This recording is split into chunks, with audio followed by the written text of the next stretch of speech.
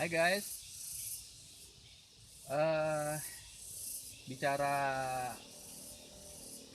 keindahan halaman rumah itu tidak pernah terlepas dari bunga, ya kan? Semua orang bicara pasti masalah bunga kalau masalah keindahan halaman rumah. Tapi jangan salah ya,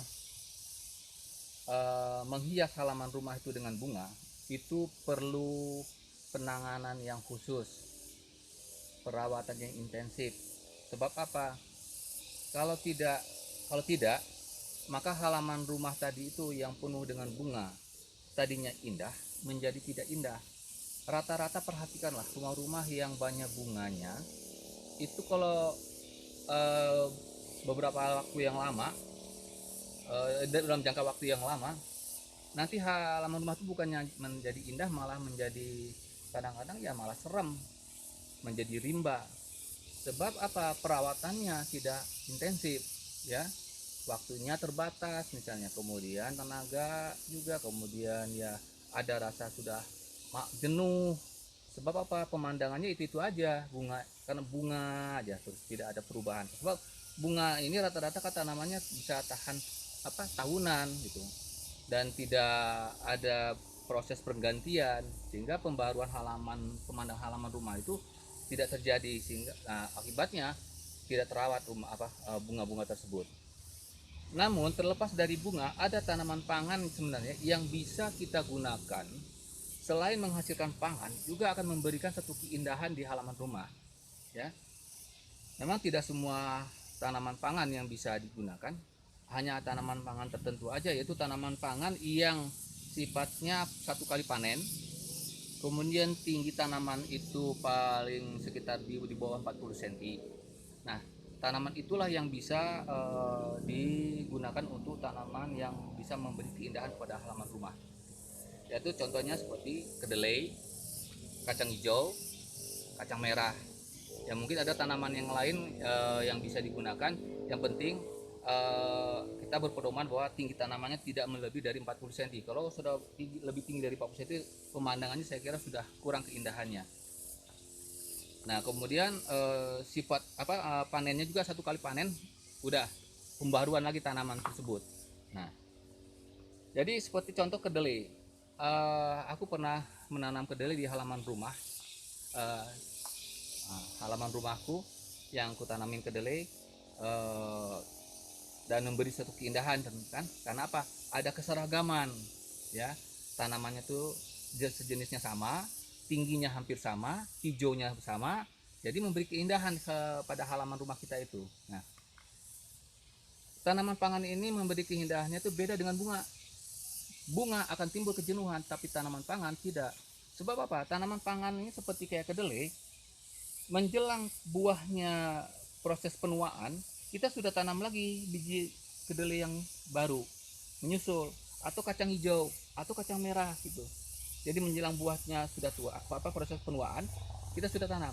Begitu kita panen, ya kan, tanaman yang tua ini, tanaman yang sudah pada saat panen itu tanaman itu sudah kering, sudah kuning gitu, sudah ya nggak bagus lah. Lalu begitu kita cabut, kan dia harus dicabut, bukan buahnya aja yang kita cabut, tapi tanaman yang kita cabut. Begitu tanaman kita cabut, itu sudah ada tanaman baru, sehingga proses pembaruan pemandangan halaman atau keindahan halaman rumah itu berubah, dan dampaknya akan apa? Tidak ada kejenuhan. Dan ini proses penuaan buah itu juga memaksakan diri kita kepada kita untuk supaya kita cabut, bukan kita biarkan, ya. Kalau bunga selalu kita biarkan, kadang tidak akan terjadi apa-apa, akan paling hanya bercabang, paling hanya berbunga, sehingga dampak kepada kita itu selalu malas bawaannya. Jadi tidak ada penanganan, tidak melakukan perawatan lagi gitu, sehingga kan tidak terawat. Nah, kalau tanaman pangan ini secara otomatis kita didesak, dipaksa untuk melakukan kegiatan untuk mengurus tanaman pangan tersebut. Nah, ini seperti sudah tua, kita panen, otomatis kita cabut. Kalau enggak, ngapain kan? Jelek pemandangannya, kemudian buahnya juga nggak kita manfaatkan. Nah, oleh karena itu, tanaman ini adalah tanaman yang bisa, tanaman pangan seperti ini, kacang hijau, kacang merah, dan kacang hijau adalah tanaman yang bisa memberi satu keindahan pada halaman rumah kita. terlepas dari halaman sempit ataupun halaman yang luas.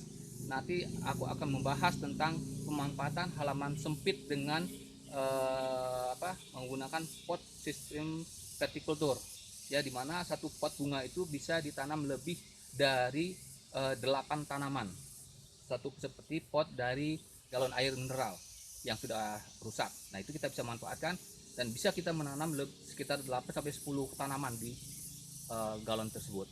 Nanti kegiatannya nanti akan aku proses pembuatannya nanti aku buat gitu ya. Baiklah, nah ini contohnya. Ini aku memanfaatkan jalan setapak ke kebun, dan kiri kanan jalan ini aku tanamin kacang merah ini. Dan kenyataan kan sepertinya kelihatan kan ada keindahan kan. Nah ini. Nah nanti menjelang tua, setelah dia berbuah lalu proses penuaan, aku akan tanam baru lagi tanaman kedelai kacang merah. Jadi nanti hijau lagi. Setelah dia mengalami tua, ini kuning, kan ada pemandangan yang merusak, lalu ketika kita cabut ada tanaman baru yang hijau, jadi berubah lagi. Pembaharuan keindahan tanaman itu halaman itu akan terjadi terus menerus secara kontinu. Kita tidak repot ya.